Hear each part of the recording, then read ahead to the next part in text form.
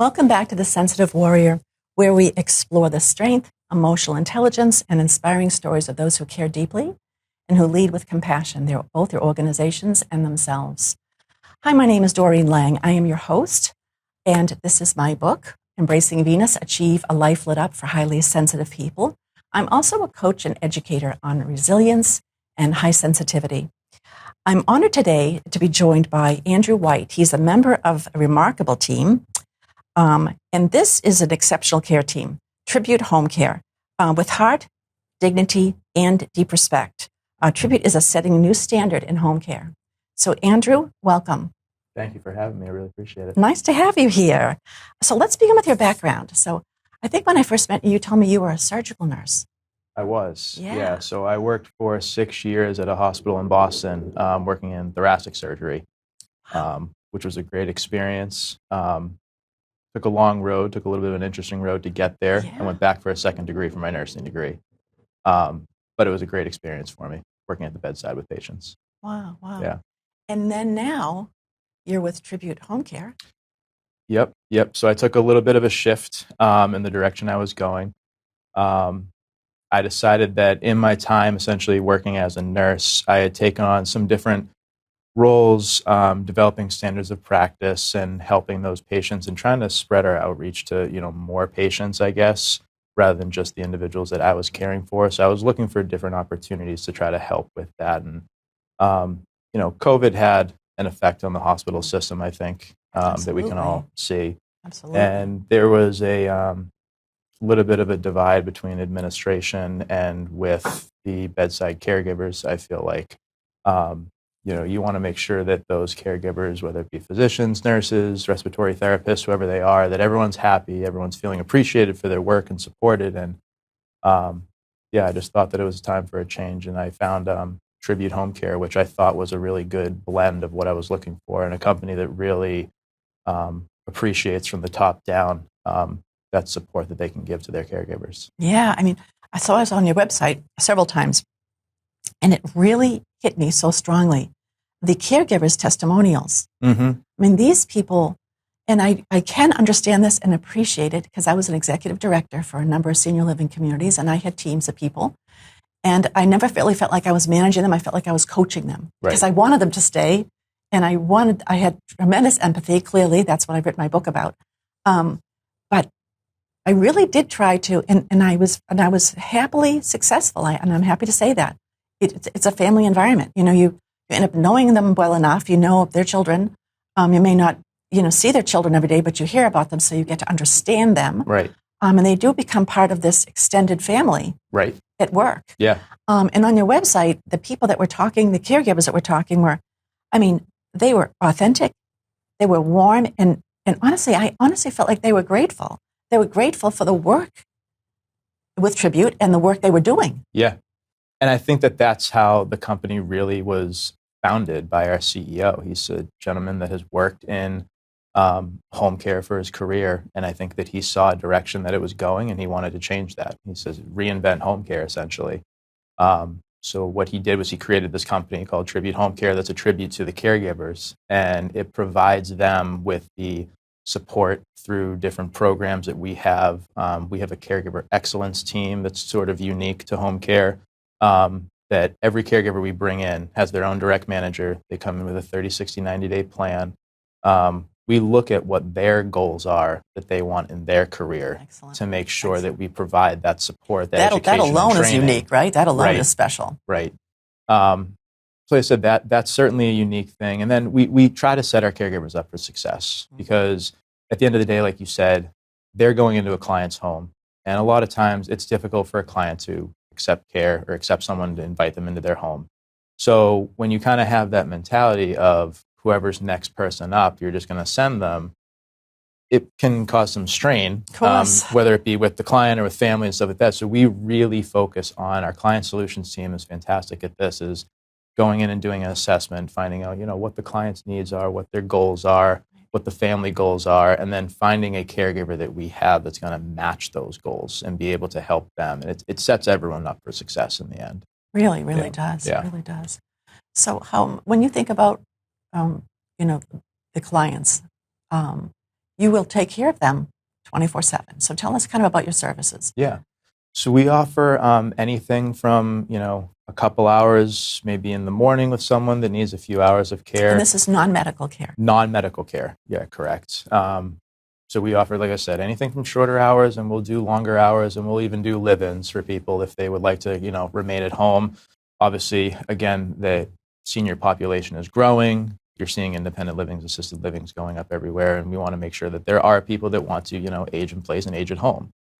So we are able to kind of help them with that.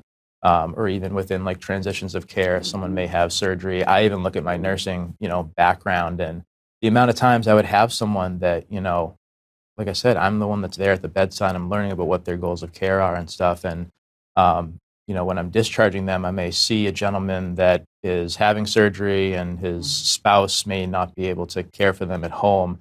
I wish I had a resource like this to be able to kind of give them. And Absolutely. I think that some case managers and social workers are able to give these things out. But, Yes. I wish myself, though, personally, that I was able to offer this Right. and even to be able to, guide them on, what home care is and what a good agency looks like. Because when you Google, for home care, you get a list of agencies, Right. and it becomes daunting on, the family to be able to find what's going to work well for them. It's so true. Yeah. And I do think it's what it isn't. Mm-hmm. Because people they will tend to cross that line, right? Mm-hmm. They have a home care provider in the home, and even working the senior living communities, and, they're asked to do this or that, and it's not something that's in their wheelhouse, right? Yep. So the communication is critical. So matching that person up with the need is really, really smart. Exactly. And I mean, even within the communities, we work well with communities as well to make sure that we're providing that oversight from our client solutions team that's all social workers, and they'll go in and they'll work with the clients, but also they'll meet with the members of the communities as well. Communities being assisted livings, independent livings, memory care, to make sure that everyone's up to date on, they know who's in their building and who's, working with the clients and all of that.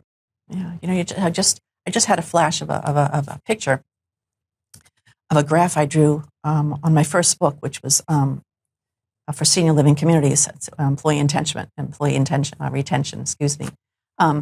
You have all the caregivers here, right?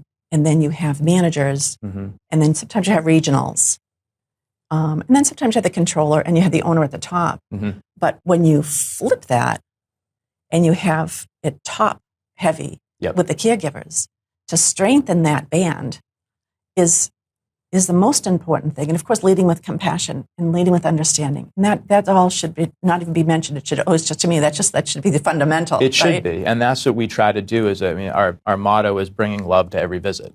We have exceptional, remarkable caregivers. Yeah. We hire 1% to 2% of the people that actually apply to us. And I think it's because we have higher retention rates because we want to make sure that we are setting people up for success. And we have, kind of to what you're talking about, we want to make sure that our caregivers' voices are heard. Right. So we have, actually next week, we have a remarkable caregiver lunch where we have, over the last quarter, 5 caregivers that were recognized by communities or other clients. And we'll all meet in the office, both, office staff and caregivers, and our CEO is there, and everyone is able to kind of hear, what's going on. And again, something that, in nursing, that's what I wish would happen as well, is being able to express, you're the one at the bedside. The same way if I'm a nurse, I'm at the bedside for the majority of my shift.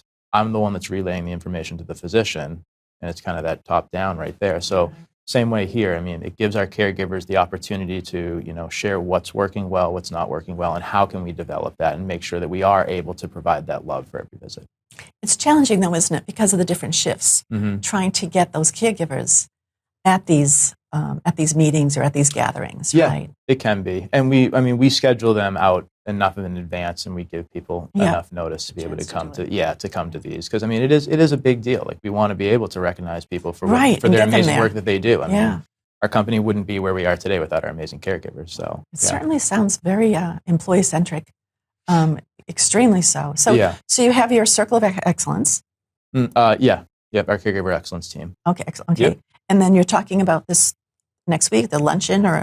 Yeah, so it's a luncheon that we have essentially at our office that, like I said, we invite the caregivers in to be able to celebrate them and to, like I said, to recognize them. And we try to do this as often as we can. We actually have a program where our office staff will actually go out to client visits as well. We want everyone going out to client visits so that they see, our work in action, and they're able to, communicate with our caregivers. And everyone has different opinions and everyone has different experiences. And we want to make sure that everyone's voices are heard. Like Excellent. I said, from our CEO to everyone in the community. Wow, that's really very unique. Yeah.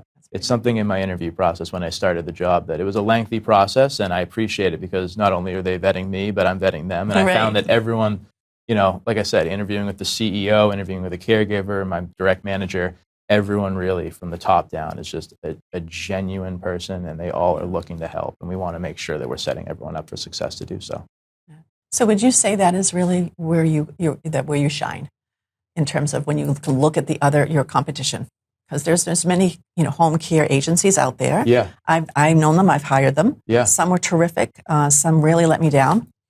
Yeah. And I think that, as far as like letting you down, I mean, sometimes, that's another portion of our role is that we want to make sure that if something isn't working out well, that we're addressing it as soon as we can. Yeah. That's why we have our caregiver excellence team, because if someone that we put with someone, if they need some more assistance or they need more training, that we're able to offer them that. And that's why we have that caregiver excellence team.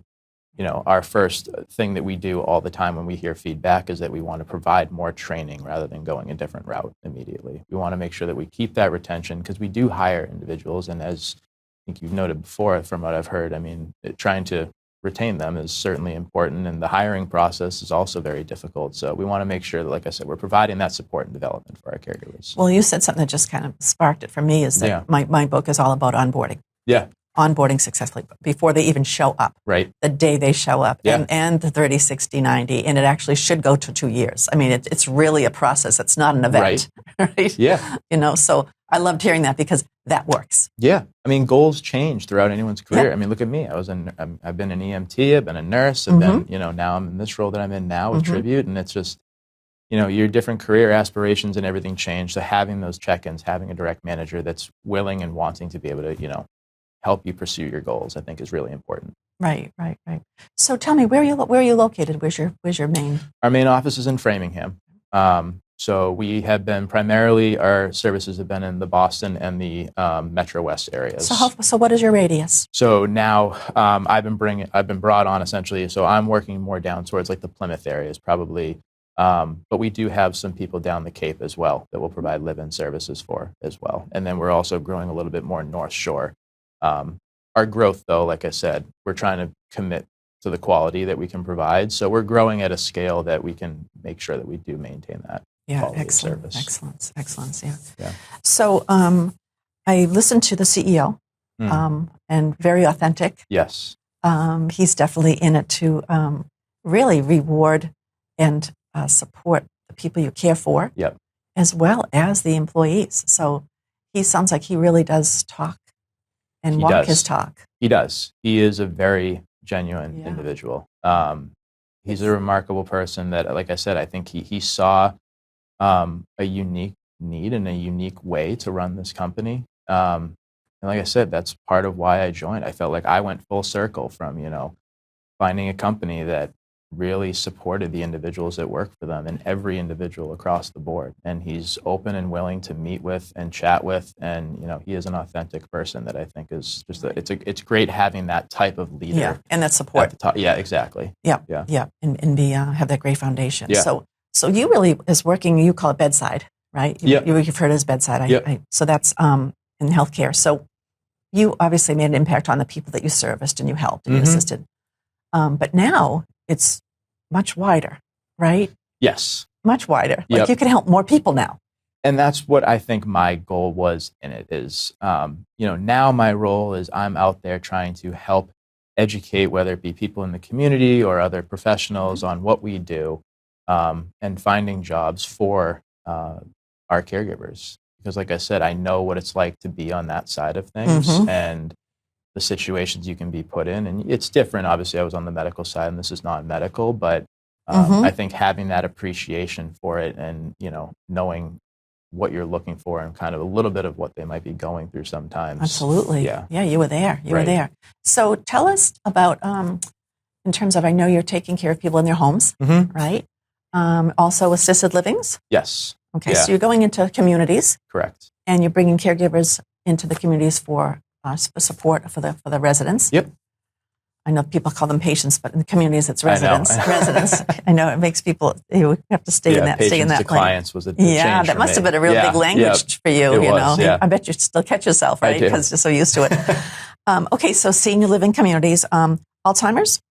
Yes, yeah, we offer all of our caregivers. They're all dementia trained with Tipa Snow, so we make sure that we remain up to date with that. Yeah, great. Yeah, she's amazing. Yeah. Again, someone I wish that I even in Have my you met nursing her? career, I haven't. No, but Tipa Snow is watching some videos and some of the techniques she uses. I'm like, I could have used so much of this. Could learn so much from that woman. She's outstanding. Yeah, she's amazing. Yeah, I had her when I was in ED. I brought her into videos. We didn't bring her in. I think she came into one actually, but unfortunately I missed it because I was taking care of some other issue with the property. But yeah, she's excellent. That's great that you. I mean, look at you're in line with that as well because she is the guru. She knows. Right. Yeah. No, she is amazing. And so, like I said, dementia. Things that I wish I knew when I was even in nursing. You know now though. That's okay. Exactly. That's okay. Exactly. So assisted living communities, independent living. Yeah. A lot of times, like I said, it's those transitions of care. So someone comes home from rehab or the hospital and they just need that little bit of extra support. The people I was talking about before, someone that their spouse may not be able to quite care for them the same way and it could have in the past, but they're still independent enough to be in independent living. That's where we can kind of come in, even for a short period of time to just help with those transitions of care and getting people up and moving. And sometimes their needs change. I mean, they could be someone that needs a caregiver that's going to kind of get them up and moving and through those like rehabilitation days. And then they might need someone that's more of a companion. And then you can transition. You can maybe have someone that is more, that someone that's going to, sit and listen and chat more and just be able to kind of, be a companion for them. Maybe play cards. Yeah. So kind of tell us about all the different kinds of services in terms of, I know a woman who does it on her own. She's an older woman and she has a couple of clients she's had for years and she takes one to Panera on Tuesday, one to the senior center on Wednesday, and just hangs out and then drives her back home. Yeah. So it really is whatever the client needs. The scope is it's pretty broad. Like I said, the transitions of care is a big one. We do offer the dementia trained caregivers, so we can have working in memory care, like I said, in the home with someone that needs a little bit of extra help, whether it be long term or respite type care. We can do some medication assistance as well with some people. We partner with some hospice agencies as well to be able to, provide that support as well, which is really, really great. I know that's a pain point sometimes with communities is having that, especially with the overnight and not having the nursing on staff sometimes. It's a real problem. Yeah. And it's an ongoing changing thing, but yeah. So when I wrote my books on employee engagement, one of the biggest reasons I wrote it was because not only was a challenge to keep some caregivers, they would go down the street for $1 more, but it was also trying to attract. Right. So I would believe that your uniqueness, your other supplemental ways that you attract people would be this excellence program and all that you've just shared with me. Yes, I've like I said, in my interviewing process, and even when I was first hired, I had interviewed with a caregiver. And I thought that was a really unique way for me to really see, everyone preaches, what we can do, but until you really speak to the people that are actually doing it, you don't quite know, Well, and you want to make sure that they're feeling. A caregiver interviewed you. Yeah, so, and she was, again, an amazing person. I asked her, like, what keeps you here at Tribute? And she was someone that had, gone to another agency, but she came back to Tribute. And I think her reasoning for that was, again, it's the support outside of that. We can all chase money sometimes and try to go and, the grass is always greener sometimes. Sure. But, I think that what she really appreciated was having that support. And she really felt like she was part of that family-like culture that's kind of been, developed here from our CEO down. Right. So what is on the horizon for Tribute? Yeah, so we have a lot of great things this year that we're really happy about. We're starting to do more type of like CE events that we're kind of sponsoring. We're doing some more other events to try to, give back to some of the communities that have helped support us over the years. We're trying to see what we can kind of expand to and it's a constant developing process, It is. but we're always looking for new ways and trying to be innovative and trying to stay ahead. AI is always a big thing, and how do we implement all that into our business and stuff. Right. But we just want to make sure that, again, whatever we end up doing, that we're maintaining the quality. We always come back to our foundation of, is this tribute-y, is how we call it. Tribute-y. Yeah. I love that. Back to basics, right? Yeah. People just really want to be treated well, no matter where they are. No, you want that human connection. You want to make sure that, our caregivers are staying engaged with the clients. The same way, again, that being a nurse at the bedside, that's why I liked nursing, was because I had more time with the patients at the bedside. Right. And that's why, I think our caregivers are truly, they're invested in this, and they really want to do that as well. They want to be engaging with their clients. Right. So the position that you're in, relationship manager? Mm-hmm. Relationship development manager. Okay. Is there another person in this role that you have? There is, yeah. So Colin is our other relationship development manager, and he's been with the company for a few years. He helped onboard me. Okay. And he's been a valuable asset to our success. Beautiful. Yeah. So how does it work? We get a call from a potential client. Hi, my mom really needs some help. Yep. And so kind of take me from there. Yeah, so if a client calls in to our main phone line, they'll call in and they will get in touch with one of our client solutions managers. So they're, for the most part, our social work type team. And what they're responsible for is that intake of, what does your family member, what do you yourself need? What's going on? Are they someone that's coming home from the hospital? Is it someone that has dementia and needs some more oversight? Right, all the questions, right? And they'll go through all the questions and make sure. But really, we want to personalize it. One of the stories I always go back to is we had someone that had called in for hospice, and not only are you asking what stage everything is in and kind of how things are progressing, but it's what type of music do they like? What type of things like that? Do they like having someone that's going to hold their hand at the bedside? Do they want what type of things do they watch on TV? Again, little things like that, those fine details is really, I think, what makes the difference for the clients themselves. Absolutely. Right. Yeah. Okay, so then that client solutions manager then kind of gets back to them, but looks at the who and when and what. Yeah, so they'll look at, the client as a whole, what's going on with the client, the family, what are the wants and the needs, what are the goals of care. And then we will go back to our team to determine what caregiver is going to be the best fit for them. Excellent. Excellent. Yeah. And then it's just really a matter of introducing. When is the start date? Our client solutions team will go out, they'll do an assessment with the client, making sure that, what does the house look like, or what does the community look like? So if we have a caregiver that's going into an assisted living, where do they park? Who do they check in with? All those different types of things as well, so that we kind of streamline that process. Make it simple, as well. Exactly, make it easy for them. So what would you say percentage-wise is for the home care in people's homes versus the communities where you have caregivers? It's probably, the majority is probably in homes, I would say. But we do a lot in the assisted living communities as well. Right. Yeah. And so what is the furthest out from where we are? We're in Plymouth, Mass. Yep. So where we would are you offer servicing? Anywhere up to the North Shore in Boston, all the way up to Newburyport. We cover out to Metro West, so probably about Worcester. And then, like I said, we have some live-in caregivers that are down the Cape. But for the most part, around the Plymouth area is really where we would be servicing down to. Wow. Yeah. That's excellent. But we're open to anything. We have service in Massachusetts, so anyone can call in, and if we have a caregiver that is willing to, go and able to support, then we'll make sure it happens. So you're in Framingham. Do you have satellite offices anywhere else, or we don't? Okay, so that's really the home base. Yeah. So Framingham is the hub. We actually we do have an office in Maryland and in Chicago as well. Obviously, they're separate from Massachusetts, but yeah, the Framingham is the main office. That's where we have all of our caregiver orientation training.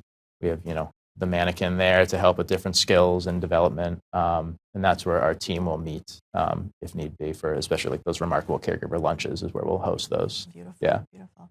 And I'm just curious, so home care providers, they will be non-medical. Yep. Do you have any medical providers on your team? We don't. We have, I think it's always been one of those things, do we offer nursing? Do we do something different, the private nursing and stuff? But I think what we found most success with is is the home care. And we've really focused in and tried to really, make that a fine-tuned machine and just make sure that we're able to provide that consistent quality care. So there's always questions on what we could potentially expand to, but we're good at this, and we want to make sure. So we were just talking to the podcast with an organizer. I asked her about this. Do people with hoarding call you? And she said, that's mental illness. I stay in my lane. And I was talking about when I coach and educate people on highly sensitivity. When I see they're bordering on a spectrum of autism, I stop. Yeah. And give them resources. I stay in my lane because I know what I'm very good at. Yeah. And I do well. Yeah. It gives me joy, and that shows because I'm so committed. Right. And so Tribute is doing the same thing. That's a thing. I mean, we have plenty of people that we, whether that be a GCM, private nursing, hospice, whatever those more medical side of things, we have plenty of people that we do partner with in order to, of course, yeah, and they're great at what they do, and we're great at what we do. Yep. So it kind of is that beautiful for the resources. Yeah, exactly. Well, it's been a pleasure talking with you. No, I really appreciate this. Yeah, this is really terrific. Is there anything else that we didn't hit on that you would like people to know about Tribute? No, not necessarily. Like I said, I think that, like I said, we're really focused on the caregiver matching. Well, your commitment to exceptional caregivers is really, I think, is what your shining power here, your superpower is. It's the remarkable caregivers. People don't reinvest. Exactly. They just kind of keep, how do we go further? But it's also brilliant to go deeper. Right. Right. And that's your bench strength. Exactly. And it sounds like that's you've got this. We know what we're good at. Yeah. And we know, how to, it's been years we've developed, how do we find great caregivers, how do we bring them on, and how do we continue to develop them and give them the opportunities that are going to help them grow. And that I think is the foundation, and it's something that we're hopefully continuing to excel at. I love that. Yeah. And I just want to add, even when I was executive director and I was hiring people and caregivers, they were mostly some of the kindest, empathetic, genuine, soul. Right. And some very religious, different beliefs and all that. But their core was just such compassion. And that's what we look for. We hire more so based on the quality of the person rather than necessarily the skills, because we can help them develop the skills. And that's what our team is there for. We want someone that, when they're in an assisted living community, that they're not only representing us, but if they're in a community, they're representing them too. Right. And we want to make sure that it's someone that, if they see a piece of trash on the floor, if they see someone drop their cane, and it might not be their client, but they're going to help them. They're going to hold the door open. They're going to say hello to the resident care director, whoever that may be, and is able to kind of communicate well with everyone. And they're sensitive souls, and they see that you're reinvesting with the different programs that you offer, what you believe in, your values, and putting back to them, and even the education component, which is helping them see that you're investing in something else to keep us solid. And so we're going to be here tomorrow. Exactly. So that's brilliant. So thank you. No, thank you. So how do people get in touch with you? They can go on tributehomecare.com, and they can look at our services there, and our main number's there, so they can call that number. And like I said, they'll be in touch with the person from our client solutions team. Even if someone is just interested in learning about what the services are, you may not need it right now. We get those calls all the time that it's, an immediate need. But they do. Because something they're happens. Calling, they really do need it right now, but they're just a little bit hesitant. But sometimes it's just to get that information and to have a plan in place, I think is really important. So love that. Yeah. Well, thank you so much. No, thank you. And thank you for another episode of The Sensitive Warrior, where feeling everything is your superpower. Until next time, stay safe, stay healthy, and see you soon.